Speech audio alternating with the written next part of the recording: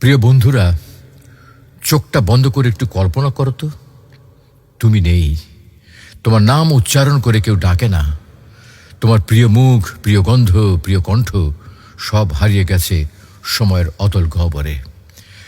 চারপাশে আলো ঝলমলে পৃথিবী ঠিকই চলছে, তবে সেখানে তুমি নেই। তোমার ঘরে অন্য কেউ থাকে, তোমার বাগানে অন্য কারো হেঁটে চলা, তোমার প্রিয় জিনিসপত্র এখন কেবল স্মৃতির ভাগাড়। ক্যালেন্ডারের পাতায় তখন বছর লেখা 2125। ঠিক আজ থেকে 100 বছর পরের একদিন তুমি যাকে এখনো বলো আজ, তা তখন হবে কারো অতীত। তোমার ছবি হয়তো পুরনো ফ্রেমে ঝাপসা হয়ে গেছে, আর স্মৃতিগুলো হয়তো কেউ মনে রাখেনি, হয়তো কেউ কোনোদিন জানেই না তুমি কে ছিলে।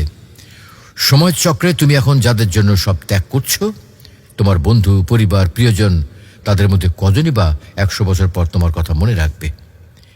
একটু নিজেকে জিজ্ঞাসা করো তো, তুমি কি জানো কে ছিল তোমার দাদার দাদা? তাদের কি নাম ছিল?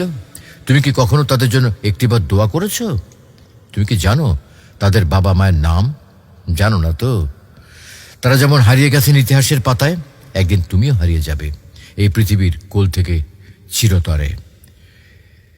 2125 সালে তুমি থাকবে না, তোমার শ্বাস থাকবে না, তোমার দৌড়, তোমার ব্যস্ততা, তোমার সাফল্য বা ব্যর্থতা সব সব মিশে যাবে নীরব কবরে। আর তখন তুমি ভাববে, ইস, যদি আরেকটু সময় পেতাম, যদি একটু বেশি নেক আমল করতাম, যদি আমার জীবনটা ইসলামের জন্য উৎসর্গ করতে পারতাম। কিন্তু তখন থাকবে শুধু আফসোস আর হাহাকার। কোরআন যা বলে, হায় আমি যদি রাসূলের পথ অবলম্বন করতাম, হায় আমার এই জীবনের জন্য যদি কিছু প্রস্তুতি নিয়ে রাখতাম। হে আমার রব, আমাকে আবার ফেরত পাঠান যাতে আমি সৎ কাজ করতে পারি। তখন জবাব আসবে, না, এটা হবার নয়। এটা তো কেবল একটি মাত্র কথা যা সে বলবেই। মৃত্যুর ফেরেশতারা অপেক্ষা করে না। সে জানে না তুমি আজ খুব ক্লান্ত, সে মানে না তুমি এখনো ইমানের পথে প্রস্তুত নও। সে আসে হঠাৎ, সে বলে না তোমার সময় শেষ হয়ে গেছে। তাই সময় থাকতেই ফিরে এসো। এই দুনিয়া, এই চাকচিক্য, এই নাম যশ সব মায়া। কবরের নীরবতা খুব কঠিন, তবে যারা আগেভাগে প্রস্তুত হয় তাদের জন্য আখিরাত হয় শান্তির আবাস।